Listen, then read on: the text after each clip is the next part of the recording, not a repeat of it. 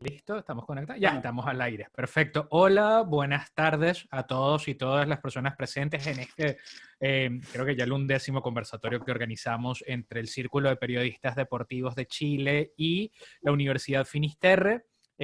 Hoy aprovechamos, bueno, para saludar a nuestro presidente, el presidente del Círculo de Periodistas Deportivos, don Danilo Díaz, al director del Diplomado en Periodismo Deportivo Digital, don Sergio Gilbert, y a nuestro invitado especial del día de hoy desde Argentina, Leo Farinella, destacado colega, ex director del diario Leo, un columnista del diario Leo, parte del staff de torneos y competencias en el programa Estudio Fútbol, si mal no me equivoco.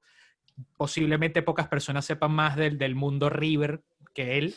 Y bueno, además de agradecerle su tiempo y su disposición a acompañarnos en este conversatorio, aprovechamos para darle la bienvenida y recordarle a todos y todas que las preguntas que quieran hacerle a Leo las pueden dejar en el chat, los vamos a estar leyendo en los últimos 20 minutos. Don Danilo, la palabra es suya.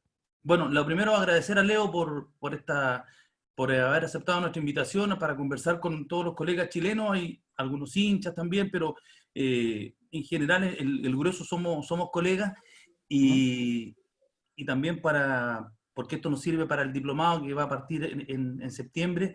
Y lo primero, Leo, por una cuestión casi generacional, yo me imagino que, bueno, tú fuiste el equipo fundador de Olé, si es que no me equivoco, y Sí, sí. eran todos menores de 30, creo, ¿no? Prácticamente. Ahí, O ahí, rondando los 30 y pico. Yo era de los más jóvenes. pero lo que hicieron, ustedes, no sé si Sí.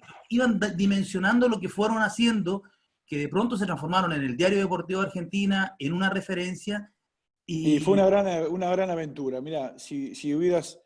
la adrenalina que se vivía, la energía que se vivía en esos primeros días de Olé, en los que se estaba engendrando el diario y lo que se llama en el periodismo gráfico los números cero, que son los números que no salen a la circulación, a la calle.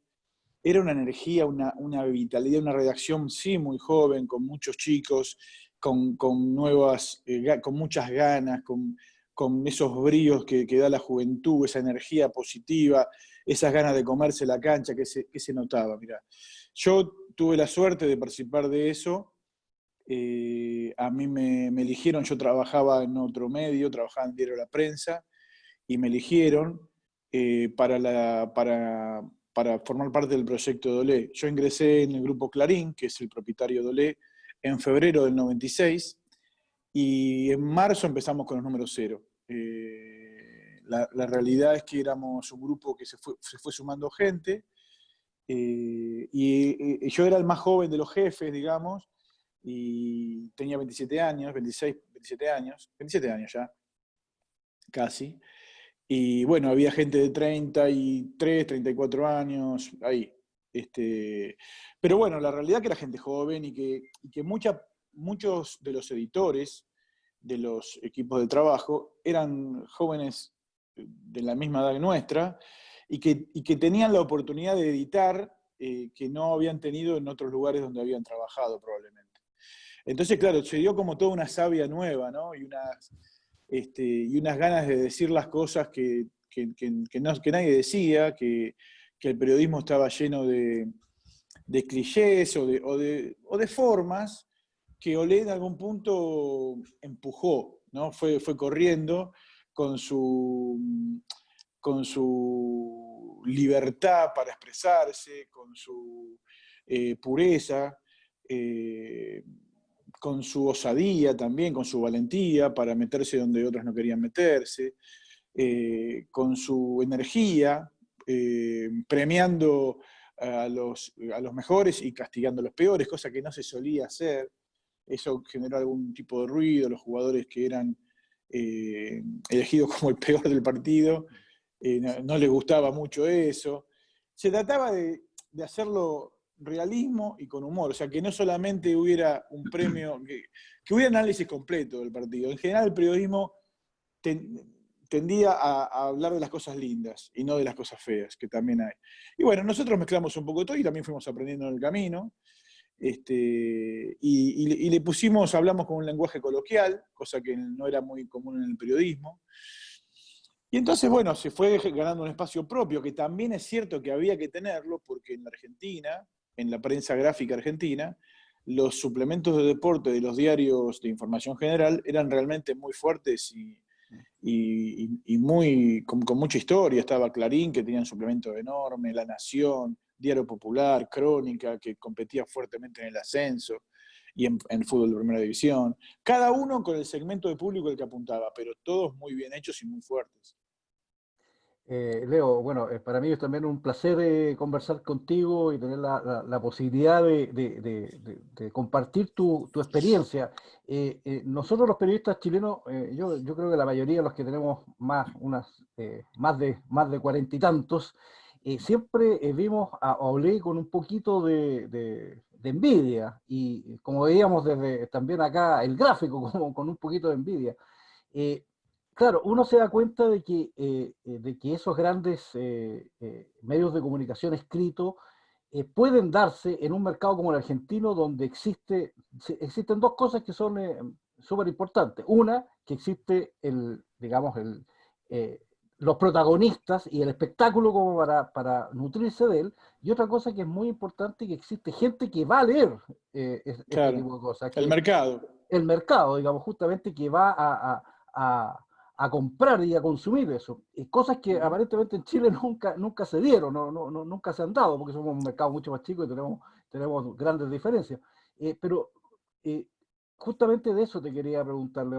Cuando ustedes salen al mercado y cuando van con esta nueva propuesta, también hay mucha oferta en Argentina. ¿Y cuál fue el elemento, los elementos que ustedes dijeron, bueno, nos vamos a hacer distintivos, por ejemplo, de una revista como El Gráfico, que tenía una cantidad enorme de historia, para ganar ese mercado, o por lo menos una parte importante del mercado? Mira, la verdad que fue por muchas vías. El Gráfico era una revista semanal. Era la revista obligada para el mundo del deporte y para nosotros los periodistas deportivos también. Era como esperábamos en algunos lugares de la ciudad de Buenos Aires el lunes a la noche y en otros el martes al mediodía. Y el Gráfico era como nuestro placer semanal, el gustito que nos dábamos. La realidad es que Olé vino a romper un poco con la frecuencia de compromiso con la lectura del lector interesado en información deportiva, porque el hecho de salir todos los días fue un poco como cambiando la vinculación con la información del lector ávido de lo que pasa en tu equipo de fútbol, de lo que pasa con los principales deportistas del país, de lo que pasa entre los principales equipos de fútbol o deportistas del mundo. Entonces, claro, fue una pelea en algún punto desigual, porque si bien es cierto que el Gráfico tenía un nombre, el hecho de que Olé saliera todos los días, tenía una gran ventaja en un público que ya demandaba más información y que digamos, que había corrido un poco el eje de esperar al lunes a la noche o el martes para tener lo que había pasado el fin de semana o en la semana anterior inclusive. Entonces esa demanda, el grupo Clarín la leyó muy bien, e inventó un mercado, se aprovechó de un mercado la oportunidad de explotar un mercado que nadie lo había explotado antes, en un país, como vos decís, muy apasionado por el deporte, con una competencia futbolística muy profunda y muy arraigada en la sociedad. El fútbol es un componente de la sociedad muy importante en la Argentina. Y bueno, de hecho hemos tenido hasta hace poco un presidente de la Nación que antes fue presidente de un club de fútbol. Entonces, la realidad es que el fútbol es realmente importante en la sociedad y los deportistas argentinos que también triunfan en el mundo te dan un elemento claro para la diferenciación Y después una forma de diferenciarse de los otros fue la pasión y la profundidad. Por ejemplo, nosotros íbamos a fondo con todos los temas, cubríamos todos los entrenamientos, empezamos a darle a la noticiabilidad diaria valor. Entonces cubríamos entrenamientos, cosa que antes se hacía de vez en cuando, era importante lo que pasaba en el entrenamiento. Entonces, claro, al cubrir información todos los días de todos los equipos de primera división, y bueno, no todos los diarios lo tenían, no todos los suplementos deportivos lo tenían, ni las páginas de deporte lo tenían. Entonces, Nosotros teníamos toda la primera división, todos los días una información de tu equipo. Y ya eso empezó con el correr del tiempo a ser un nombre. Y también es cierto que como en todo lanzamiento hubo una promoción muy fuerte, no solo a nivel mediática, de marketing, sino también un elemento que fue distintivo, que fue una pelota que se regalaba con X cupones que salían en la tapa del diario. Entonces, vos comprabas a lo mejor, creo que eran 20 cupones, y te llevabas una pelota de regalo. Entonces, claro, la gente, los chicos querían comprar el diario y juntaban los cupones. Nosotros tuvimos una expectativa el primer día Olé había tirado 70.000 ejemplares y a las 6 de la mañana no había más en ningún lado.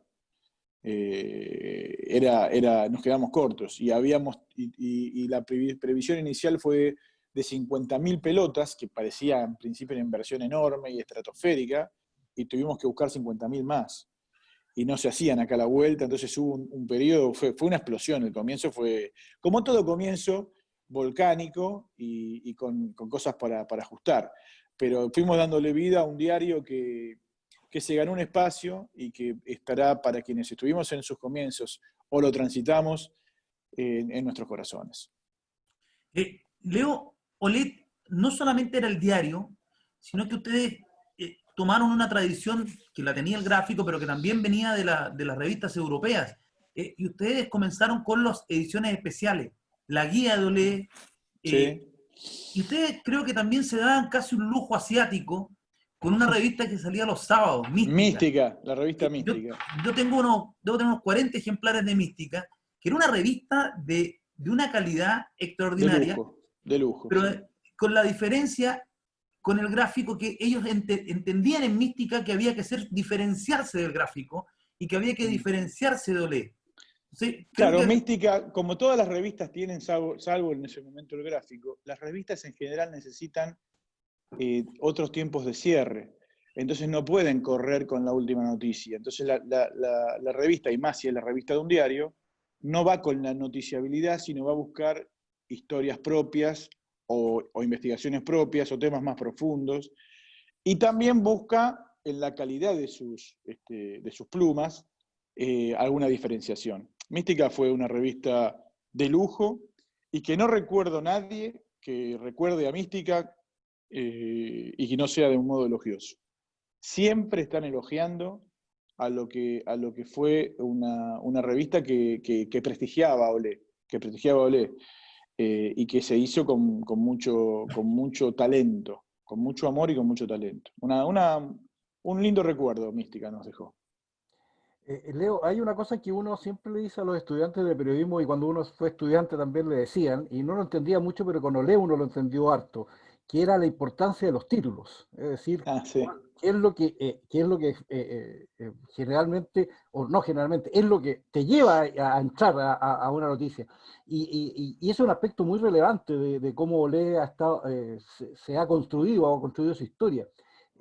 Cuéntanos, ¿cómo se proyecta un título? ¿Cómo se sale ese título final, digamos, eso que impacta y que de repente llega a ser incluso, yo diría, más que participativo o colectivo, muy individual? O sea, como que te está hablando a ti, a una persona. Exactamente. Entonces, Olé te habla con el título. Olé te habla con el título, ¿no? Porque en algún punto es... realmente el proceso de selección del título es un proceso de selección que nunca nadie que integre Olé lo va a decir porque es el verdadero secreto de la fórmula. Es como la fórmula de la Coca-Cola. Es un diario que se hace artesanalmente y que además la realidad es que no parte de una cabeza. Es mentira, no hay una sola persona que titule el diario.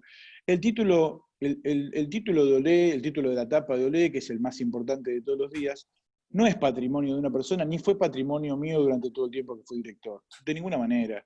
Hay un equipo de trabajo y no importa ni siquiera quién tiene la idea del título, sino que el título sale del que se considera mejor de entre los 8 o 10 personas que participan.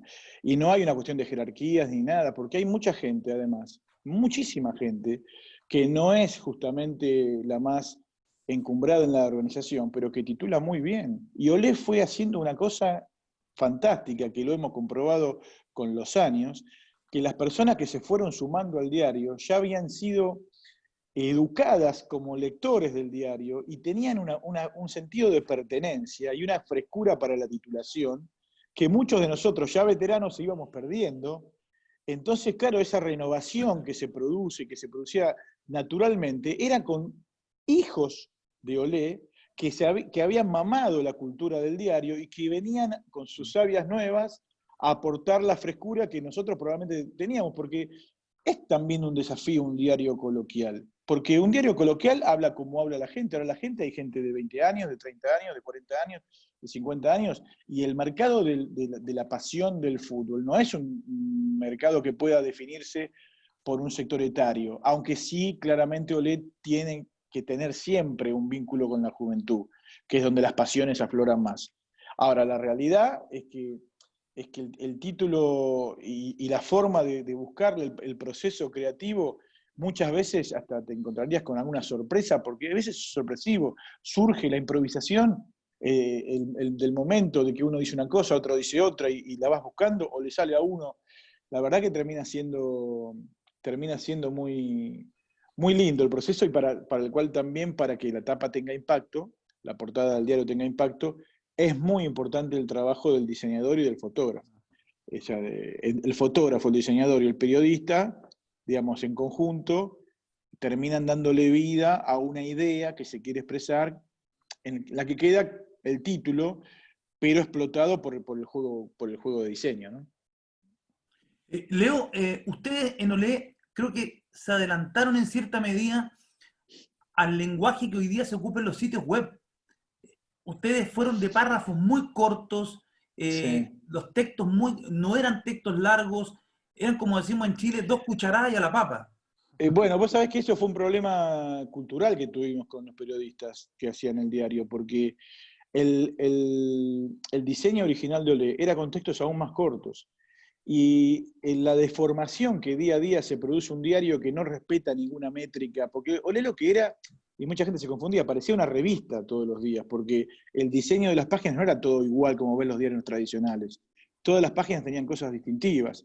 Entonces, los periodistas ajustaban muchas veces el diseño a la cantidad de líneas o de caracteres que escribían, y les gustaba escribir, y les gusta escribir largo. Yo tenía, y bueno, nosotros teníamos la obligación de explicar que cuanto más largo le escribiera, menos iban a ser leídos, que por el contrario de lo que pensaba, la gente leía más las notas cortas. Era una concepción que nos venía de Europa, que siempre ellos están un poco más adelantados que nosotros, que hay mucha experiencia en diarios deportivos, en la que también la prensa deportiva se diferencia por ir cortito y al pie y no tanta profundidad, aunque haya notas centrales en las que se puede explayar un poco más, o investigaciones más largas, o entrevistas, pero las notas comunes de información, los informes, tenían que ser cortos. Y con el tiempo Olé fue agrandando sus textos, y yo creo que eso terminó conspirando un poco contra la idea original. Pero fue una batalla cultural que dimos, y en la que claramente lo que teníamos que explicar es que los textos más cortos y más concisos en la idea de lo que había que contar eran los que más se leían. Y creo también, esto que hablás de las webs, es muy importante, porque aquella batalla del tiempo que el gráfico perdió con Olé, porque esa frecuencia de lectura que pasó de semanal a diaria con la salida de Olé supo reconvertirse o sumar a su plataforma, a su oferta de contenido, la web, lo digital. Entonces, esa carrera contra el tiempo, que es inevitable, que es la cultura de una sociedad que ya no espera ahora el día siguiente para informarse, hoy Olé tiene una web que es muy potente, de lejos la más potente del país a nivel deportivo, y compite con las de información general, porque, claro, bueno, le pusimos mucha energía a eso, gente muy, muy capaz, que ha trabajado muy bien y que trabaja muy bien, y que entonces lo que termina pasando es que aprendiendo de la experiencia, lo que le había pasado al gráfico, que Olé le había movido un poco, lo había corrido incluso del mercado, nosotros nos dedicamos a lo que es lo digital, que es lo que domina hoy en el mundo. Hoy en el mundo la masividad es lo digital. El diario de papel sigue existiendo y te da cosas pero no tiene la misma penetración y la misma visibilidad que lo que es la web. Leo, ¿había o hay en Olé, desde su inicio, alguna directriz en torno a un tema que es sumamente recurrente, que es la relación con las fuentes? El periodista argentino en general es un periodista siempre súper informado, es decir, y además un periodista opinante, y uno lo Sí. ve... Depende de quién. En la tele se ve más. Sí. Sí, claro, pero uno lee también y dice, Sí. bueno, acá son tipos que son preparados y que no tienen miedo a tampoco a expresar su opinión. Eh, y también hay una cierta relación permanente con las fuentes, es decir, tú mismo decías que iban todos los días a los entrenamientos, eso va creando ciertas relaciones, Sí. pero también hay que tener un cierto límite en esas relaciones, porque evidentemente el objeto informativo está siendo evaluado, digamos, por el periodista y, permanentemente, como tú mismo lo dijiste. ¿Hay alguna directriz, alguna idea editorial sobre cómo es esta relación, debe ser esta relación periodista-fuente en el diario Olé, digamos, cómo se... Mira, eso en OLED sí lo teníamos y es muy común en el periodismo en general, deportivo, que el vínculo con las fuentes se empieza a confundir con una especie de amistad, entre comillas, digamos, porque es una amistad que el protagonista, muchas veces de la cual el protagonista se aprovecha para hacer decir al periodista lo que quiere decir y no se anima, y para decirle que no y que cuando no le interesa salir públicamente. Nosotros siempre quedamos en un precepto muy concreto que es nuestro compromiso con el lector. Nuestro compromiso con la información y con el lector. No tenemos compromiso con la fuente. La fuente es algo que es necesaria en el periodismo, fundamental, y que requiere, por supuesto, un cuidado y una atención y un protocolo, que es una palabra que está muy, muy de moda actualmente. Pero no confundir eso con complicidad. Porque en general en el periodismo deportivo, donde también hay muchos jóvenes que comienzan, en aras de tener buenas migas, buenas relaciones con protagonistas, se van confundiendo un poco los roles. También puede ocurrir con la permanencia de mucho tiempo cubriendo un club o un lugar, de generar ciertas afinidades que cuando el periodista no tiene muy claro cuál es su rol, puede complicarse. Ahora, en el momento en el que el periodista tiene claro cuál es su rol y deja muy claro la situación con su propia fuente, es donde se genera el respeto mutuo. En general, pasa entre el periodista deportivo y el deportista que hay una especie de admiración del periodista hacia el deportista, de la cual el deportista se aprovecha. Pero cuando el periodista está bien plantado y sabe cuál es su obligación, y cuando realmente escribe o publica donde fuere la realidad y con respeto, es más respetado por el protagonista, porque el protagonista tampoco evalúa, el que le dice que está todo bien siempre, y no lo tiene tanto respeto como al que dice realmente lo que ve. Porque incluso, fíjense lo que pasa, ¿no? Incluso con tus hijos o tus padres o tus mejores amigos, realmente un verdadero buen amigo es quien te dice la verdad, aunque sea dolorosa, no el que te dice siempre que sí. Entonces, eso a veces se confunde entre la relación periodista y protagonista, en donde el protagonista se enoja si hay una crítica. Si la crítica no es malintencionada, si la crítica es respetuosa, si la crítica hace a la tarea y no es un tema personal, yo creo que ese tipo de cuestiones generan empatía y no diferencias. Leo, bueno, tú transitaste por el periodismo escrito prácticamente toda tu carrera, y de pronto aparece TIC. Sí. Y por más que en Olé aparecía la fotita chiquitita en la columna, pero de un día para otro, tu cara a Leo Faninera lo empiezan a conocer millones. ¿Cómo fue ese cambio para un periodista que trabaja en el mundo escrito al periodismo televisivo? Además en un canal que yo creo que yo soy de los que les gusta TIC, porque me parece que representa al pueblo deportivo, al pueblo futbolero. Cuando uno ve programas como Paso a Paso, que da lo mismo, que no da en TIC me da la impresión que la forma no es tan importante, es el fondo lo relevante. Y eso yo, por ejemplo, lo grafico con Bonadeo. Bueno, el cambio, la verdad que yo no pensé jamás ser un periodista que trabajara en televisión. Primero que tampoco había pensado jamás ser un periodista que fuera director de un diario como Le. Eso me fue llegando en realidad. Y cuando me ofrecieron trabajar en televisión, lo vi como, yo antes la televisión era como algo inalcanzable, ¿no? Como algo que es gente como que estaba elegida para eso. Y bueno, la realidad es que lo tomé naturalmente. No, por supuesto, el hecho de participar de un panel y no ser el conductor, con 3 o 4 programas ya agarrás una gimnasia que parece que estás tomando un café con amigos.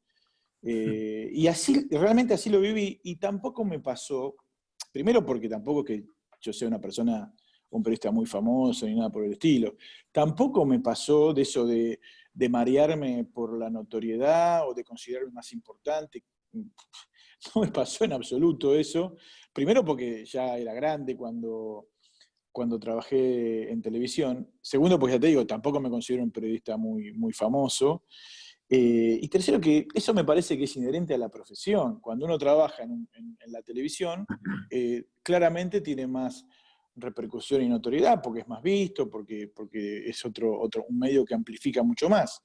Ahora, pensar que uno es más relevante porque tiene esa oportunidad que otros periodistas o tiene más capacidades, es muy azarosa la vida y las elecciones.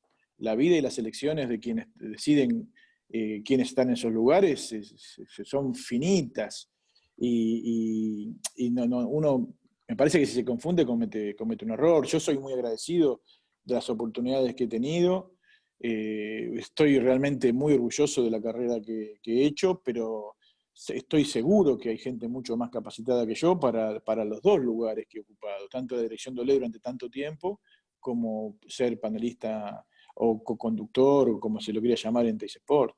Y Bonadeo es para mí un periodista extraordinario, extraordinario periodista, muy, muy respetado en lo que es los deportes olímpicos en la Argentina, eh, con muchos años de profesión, muy serio, muy responsable, de esos periodistas que investigan y que se preocupan por aprender. Bueno, es una institución de periodista, hijo de periodista además, es una institución en la Argentina, Bonadeo, y es uno de los, no sé si el más importante del canal, está desde el primer día en el canal con Alejandro Fabri, y bueno, no quiero ser injusto, pero son de esas personas, Gonzalo, que sí, ellos sí son periodistas importantes, digamos, ¿no? Yo difiero un poco en el sentido de que tú no seas un periodista importante, y yo creo que la importancia que tiene alguien se da fundamentalmente por el trabajo que hace y por la capacidad que tiene de congregar, digamos, a mucha gente, que es tu caso. Es decir, yo creo que a través de tus opiniones, y justamente ahí va mi pregunta sobre el ser un periodista de opinión, es decir, un columnista, ¿qué Sí. importancia le das tú a esa parte del periodismo? Porque mucha gente, y lo hemos conversado en esta instancia, cree que el periodista solamente tiene que una labor informativa, es decir, tiene que ir a buscar la noticia y redactarla de cierta manera para darla a conocer.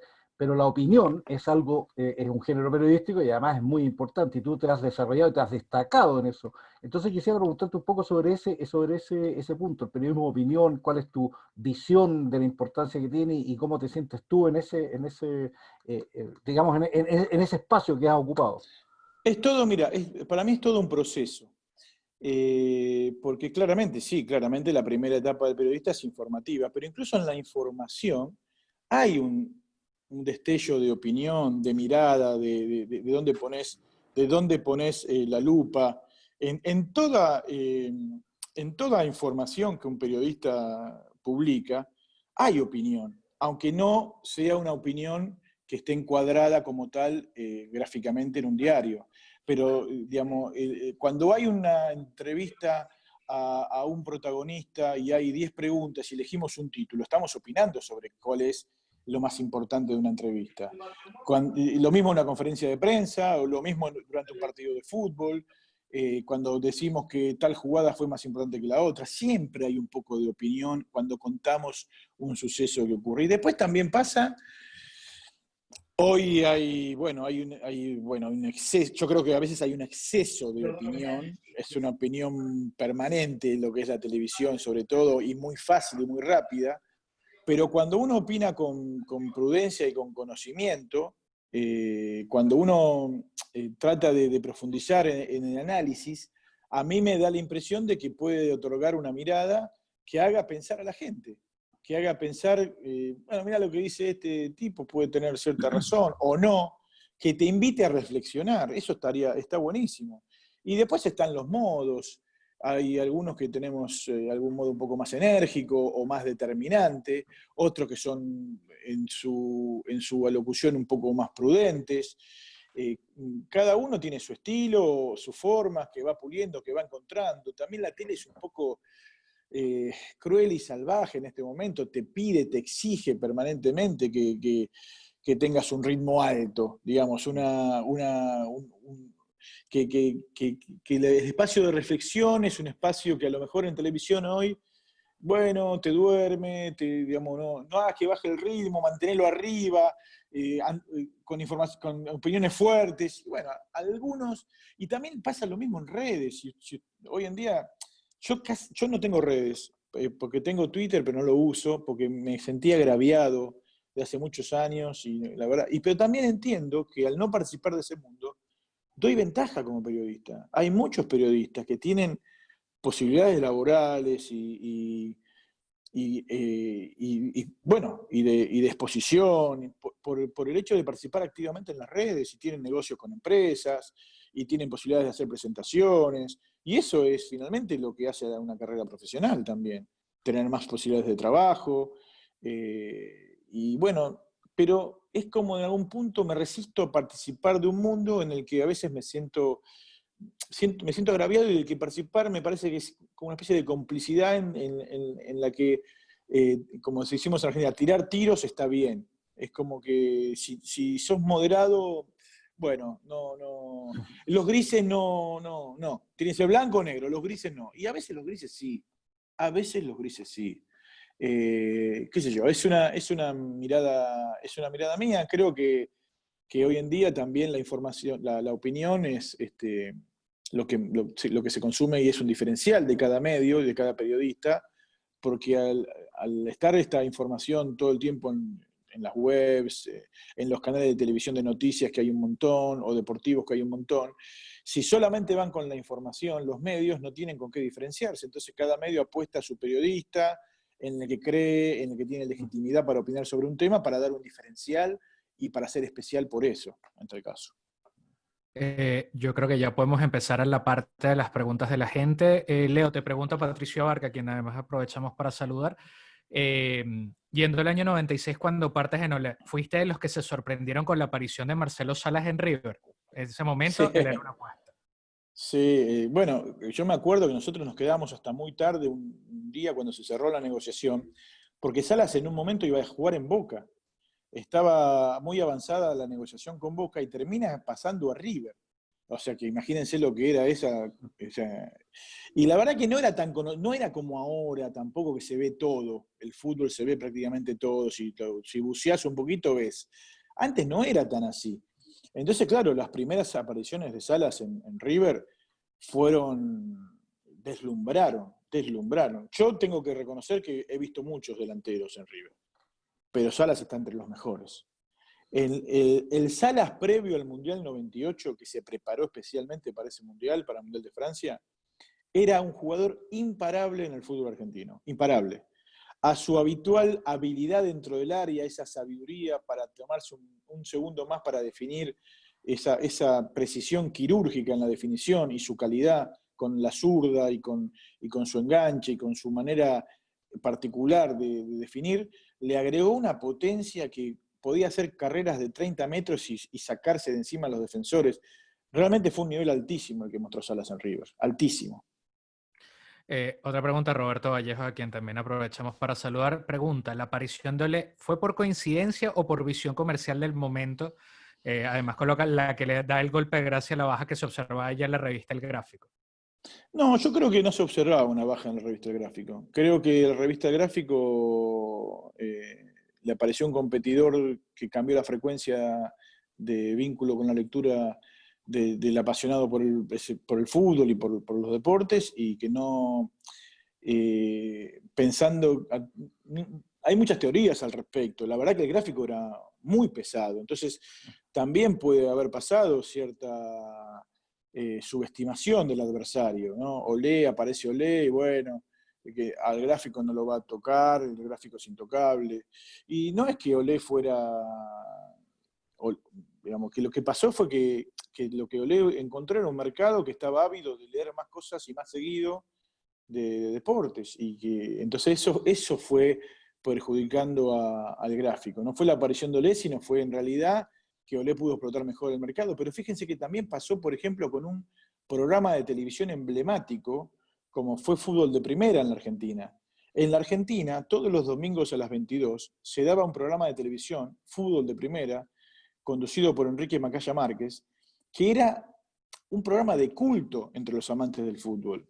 Había que esperar al domingo a las 10 de la noche para ver todos los goles de la fecha, para ver los resúmenes de los partidos, porque se veían pocos partidos por televisión.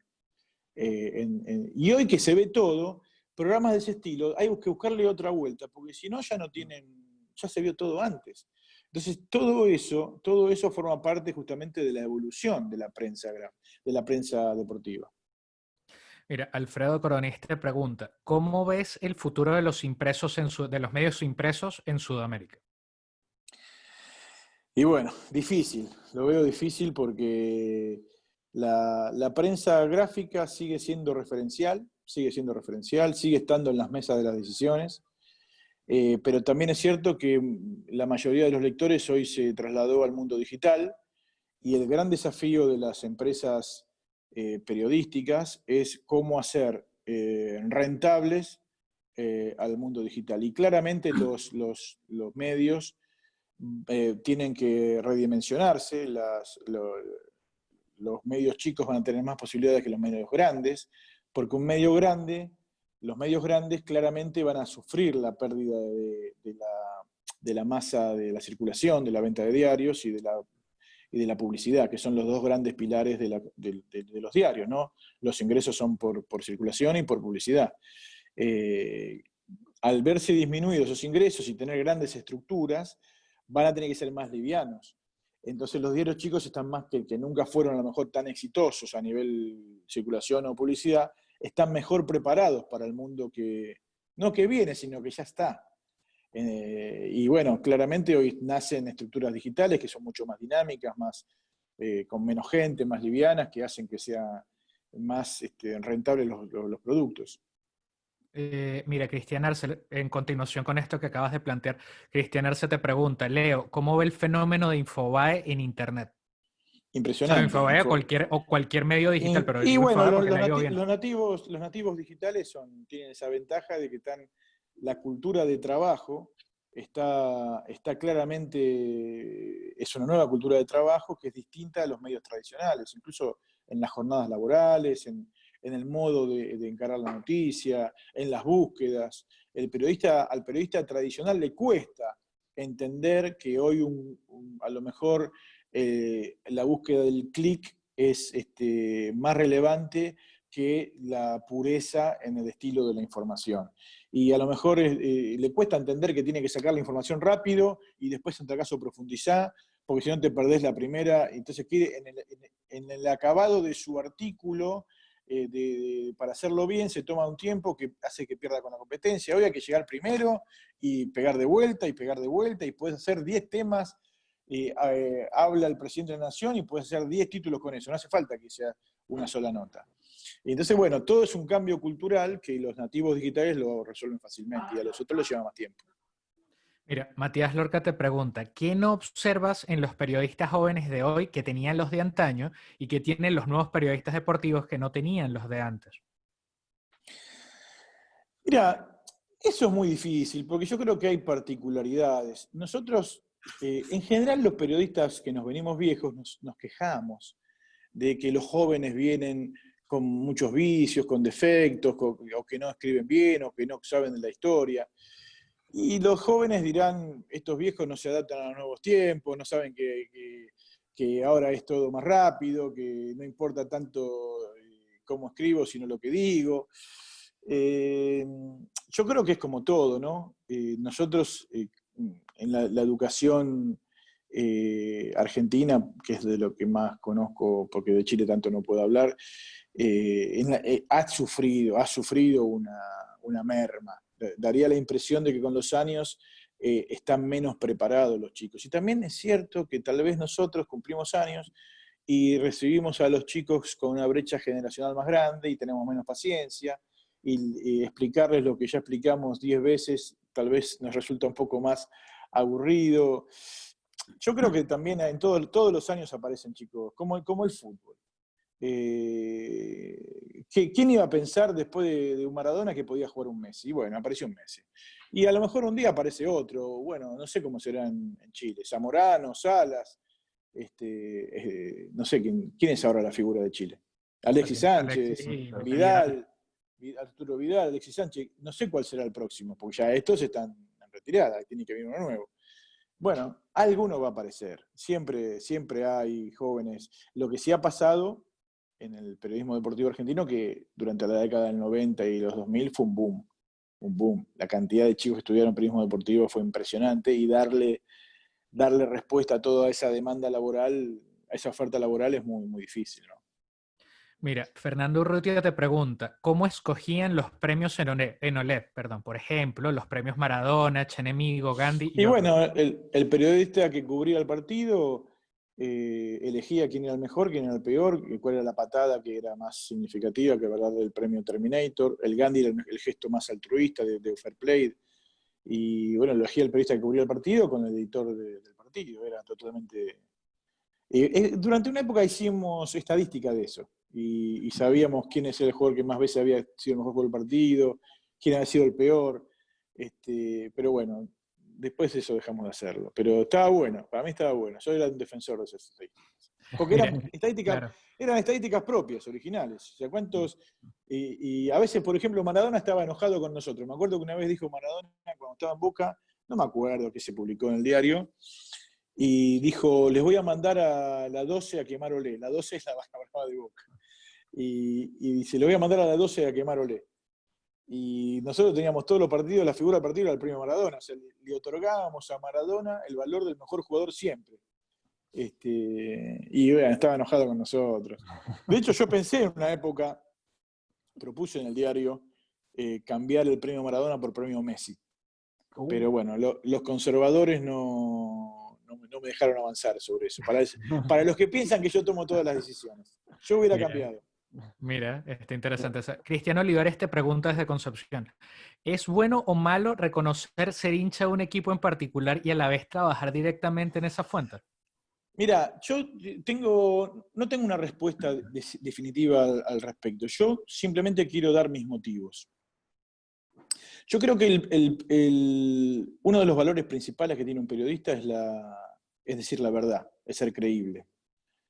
Un periodista deportivo que trabaja de periodista deportivo y que dice que no es hincha de ningún equipo, para mí incurre ya en la primera de las falsedades. Entonces, para mí ya su palabra no tiene tanto valor. Yo respeto que cada uno tome la decisión que quiera.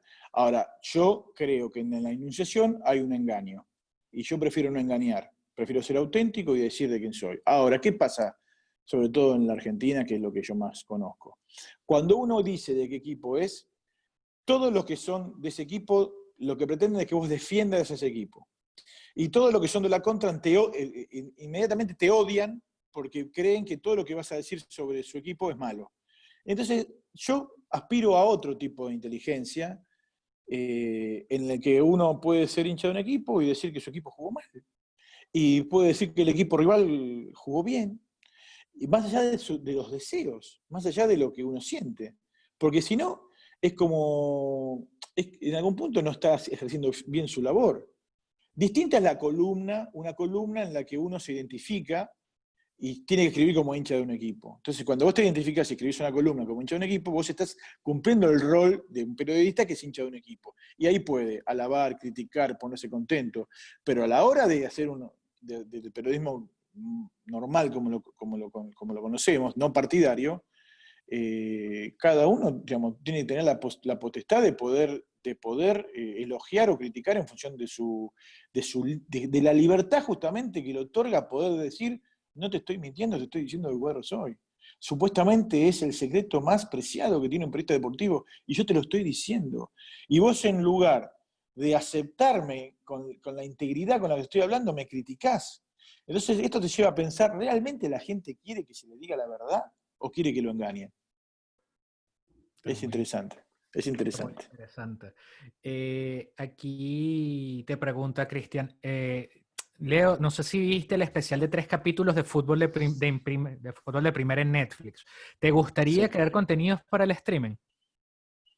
Los vi, por supuesto, vi. No sé si tengo la capacidad de crear contenidos para el streaming. ¿Qué contenido podría crear yo? Nosotros, cuando estaba en Olé, hicimos muchas cosas, pero no sé si tengo capacidad para crear una serie o algo. Yo siempre digo que yo vería, la vería muchas veces, una película sobre el gol del Piti Martínez en Madrid. Yo Mira, vería una película porque yo creo que eso es hay muchas películas que se han hecho en el cine sobre un momento retratado desde distintos lugares y repasado desde distintos personajes. Y cómo lo vivió un personaje, cómo lo vivió otro, cómo lo vivieron en sus casas los hinchas de un equipo, de otro, los entrenadores de uno y del otro, los compañeros de uno y del otro, dónde estaba el presidente de la nación, bueno, esa película yo la vería. mira, Che, a propósito de eso, dígame. la serie, ¿ustedes vieron la serie El Presidente Sí. Yo de sí. Amazon? Sí. ¿Era tan chanta el- No, era Esa un pregunta, vivo. esa Vivo. pregunta Bueno, la debe contestar Un don vivo. Danilo. Un vivo. Era pero un así, no, vivo... no, creo que lo No, caricaturizaron. Hicieron una caricatura, pero el tipo era un vivo, un lince. De hecho, Grondona, la primera vez que lo ve y lo ve actuar, le dice esto me lo comentó alguien que cercano a Grondona, que trabaja en la Confederación. Ojo con este muchacho porque es muy peligroso. La ansiedad lo puede matar. Y Mira, pasó eso. Claro. de una u otra manera se lo terminó comiendo. Mira, Sebastián está y pregunta, bueno, igual algo habías comentado sobre el tema. El periodismo deportivo argentino ha sabido mezclar muy bien la información y el análisis con el entretenimiento, o sea, que le dicen Sí. entretención. Pero quiere saber si crees que se ha caído un poco en el show en este último tiempo. Ya igual esto habías hablado un poco antes. En televisión sí. En televisión creo que sí, que gana el show. Sí, creo que sí. Y que también creo que son elecciones que hacen los jefes de las distintas señales, buscan show, debe ser eso lo que se ve. Pero uno ve acá en la Argentina los programas que no son deportivos y también el show es muy relevante. A veces más incluso que la profundidad de los contenidos. Tiene que ver con lo que el público demanda. Yo, en el fondo, tengo cierta, tampoco me ofendo, ¿no? Cierta diferencia con esas elecciones. A mí me gusta más que las oportunidades vengan por la capacidad y no tanto por la estridencia de las palabras. Mira, a ver, FAM Rojas Fernández plantea, bueno, y no sé hasta qué punto esa situación aplica en Argentina, pero aquí pasa mucho. Dice, aquí es más fácil hablar con el ministro del Interior que con el lateral izquierdo de Palestino. Sin ninguna duda. Se trabaja en Sí. una política de puertas cerradas. Te pregunta, ¿qué vía te parece a ti que exista para darle vuelta a esa situación y, por ejemplo, realizar medios de comunicación especializados? Bueno, yo creo que el problema que tiene la vinculación del jugador de fútbol, sobre todo, porque no pasa en otros deportes. El jugador de fútbol, cuando yo era joven y empecé, consideraba al periodista un socio, un aliado, alguien. Eran pocos periodistas que cubrían, entonces era alguien que valorizaba el trabajo de ellos.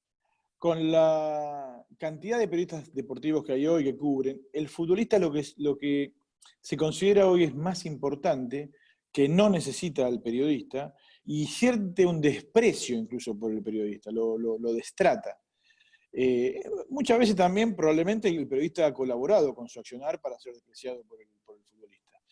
Pero a diferencia de los políticos, como mencionaban recién, o los actores que consideran a los periodistas como alguien importante para dar a conocer su trabajo y para ser más relevantes, el jugador considera que no los necesita el periodista y no les da ninguna cabida. Hoy en día lo que termina pasando en muchos clubes, que los jugadores hablan cuando los clubes quieren, y muchos de ellos por los canales oficiales de los clubes, que en algún punto auditan y editan los contenidos y tratan de evitar situaciones polémicas o que afecten a la imagen del jugador y del club. Eso es lo que estamos asistiendo nosotros en Argentina. Cambiar eso es muy difícil, sigue habiendo alguna exclusiva, alguna entrevista producto de la relación con el jugador o con el representante, que todos lo tienen. Y bueno, pero de todas maneras cada vez es más difícil de salirse de esa nueva política restringida en cuanto a la comunicación de los futbolistas. Mira, Fernando te pregunta, ¿cómo ve el medio periodístico argentino la figura de Marcelo Bielsa, un tipo que en su país genera amor y odio casi que a partes iguales? Sí, bueno, Bielsa es muy difícil. Primero que lo que genera muchísima gente es admiración.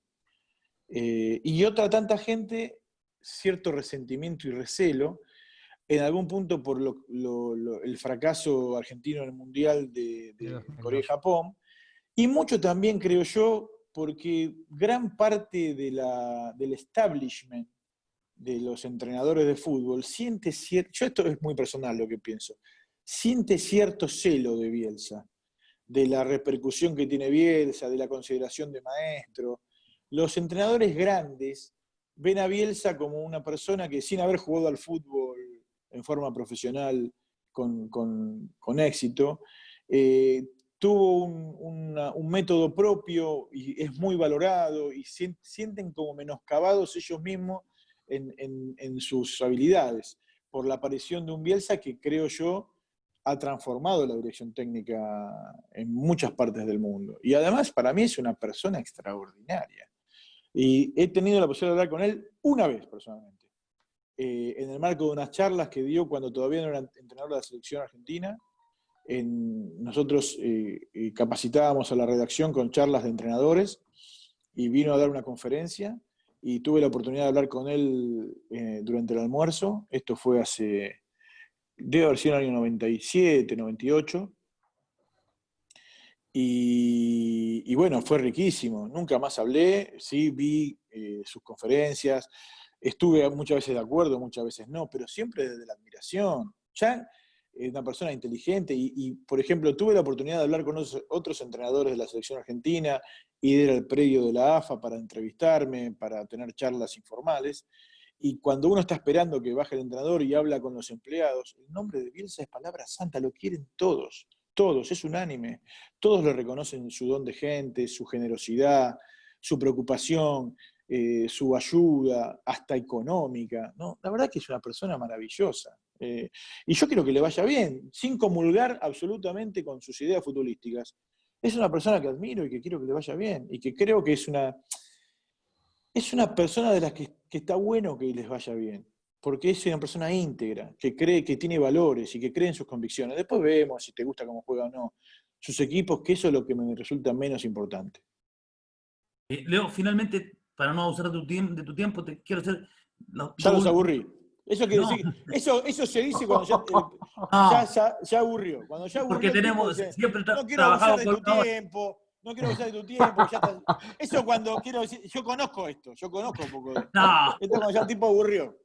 mira, Pero te está quería, bien, lo entiendo. No. te quería preguntar dos cosas finales. Sí, Una, en el orden histórico, como hincha de River, como periodista e hincha sí, analista, en el orden sí. histórico, Ángel Labruna, El Bambino, Ramón Díaz, Gallardo. Y finalmente, ¿qué es para ti el 9 de diciembre? Bueno, es difícil la pregunta. Yo no tengo ninguna duda que eh, yo no tengo ninguna duda de lo que yo siento, yo no puedo pretender que todos piensen como yo, porque además esto es una cuestión de edad. Por ejemplo, mi ídolo máximo como jugador en River fue el Beto Alonso, que fue mi ídolo de la niñez. Hay chicos que no lo vieron jugar, entonces que van a decir, pero ¿cómo? ¿No es Coco? ¿No es la Pite Martínez? Bueno, o es de Alessandro, distintas épocas, o Aymar, o Salas. Bueno, yo cuando era chico, mi ídolo era el Beto Alonso y el Pato Filiol, y esos son mis ídolos, porque son los recuerdos más imborrables que te quedan cuando sos niño. Desde ese punto de vista, yo digo que Marcelo Gallardo es el hombre más importante de la historia de River. Que Ángel Labruna es inmenso, inmenso. Y el líder hasta la aparición de Gallardo. Pero que Gallardo nos dio eso que nos faltaba. River siempre se caracterizó por ser un equipo de buen fútbol y Gallardo le agregó eso que tuvimos a veces y otras veces no nos acompañó, que es esa determinación para imponer condiciones, esa personalidad para pisar fuerte en campos extraños, para avasallar rivales que otrora parecían monstruos que asustaban, y bueno, su amplísima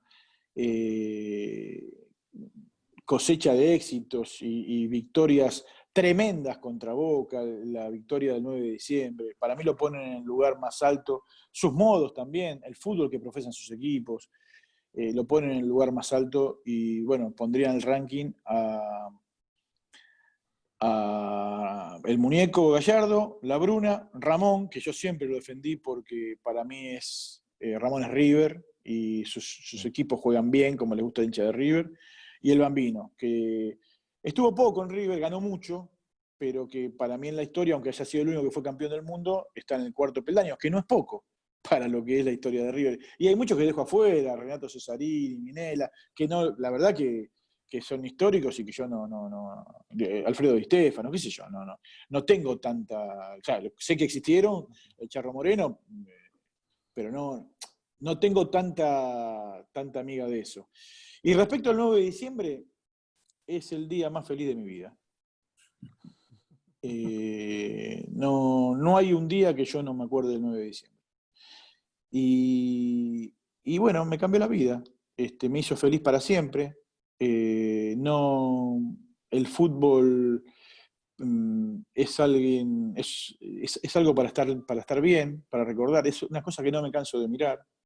Me pongo, aunque me levanto temprano, tengo puesto el despertador a las 9:12 todos los días para acordarme. Y bueno, me hace feliz, y cuando me enroscan el descenso de River, para mí estuvo bien que River descendiera, River merecía descender. Y no me afecta, o sea, no me ha dolido tanto eso como la profunda alegría que me genera haber ganado y cómo ganó River con todo en contra el 9 de diciembre. Porque el 9 de diciembre es el capítulo final de una serie final con Boca en la que a River le hicieron de todo desde el poder político, de todo le hicieron, hasta lo sacaron de la cancha. Bajo la supuesta queja diciendo que River era amigo de la Conmebol. Gallardo no pudo ir a los partidos. Hubo una entrega del micro para la policía, el operativo policial, manejado por el expresidente de Boca, o con vínculo con el expresidente de Boca, que fue tremendo, que fue nunca visto. Fue toda una serie de actos que fueron realmente una canallada, que fue justicia que ganara River, pero aún así, el partido fue muy difícil y Boca jugó muy bien el primer tiempo y Benedetto hizo un gol impresionante porque Boca tiene jugadores muy buenos y al final con 9 jugadores Boca, por la lesión de Gago y la expulsión de Barrios, metió un tiro en el palo con River ganando, que si Boca llega a hacer ese gol, el fútbol es tan increíble que fíjense ustedes, un año después River dominó al Flamengo de los millones de dólares durante los 90 minutos del partido y en 2 minutos, 2 jugadas perdió el partido, porque eso también tiene el fútbol. Entonces cuando vos sos mejor, porque River era mejor que Boca, aún siendo mejor, podés no ganar. Por eso, cuando se produce, se concreta el objetivo de ser mejor que el adversario, de dominarlo, de merecerlo y de ganarlo, siendo 3 veces abajo en el marcador durante la final, sin jugar en tu casa, ganar el partido igual, es el día más feliz. es el día más feliz de mi vida. Absolutamente. Y para siempre. Notable. No queda más. No queda más. Bueno, queremos agradecerte, Leo, por tu tiempo, por toda esta, digamos, sin desperdicio, estas declaraciones sin desperdicio que nos dejas durante este conversatorio. Además, queremos invitarlos a todos y todas a que, en caso de que no hayan podido escuchar el conversatorio completo, No pues, lo hagan. Si no pueden escucharlo, no lo hagan.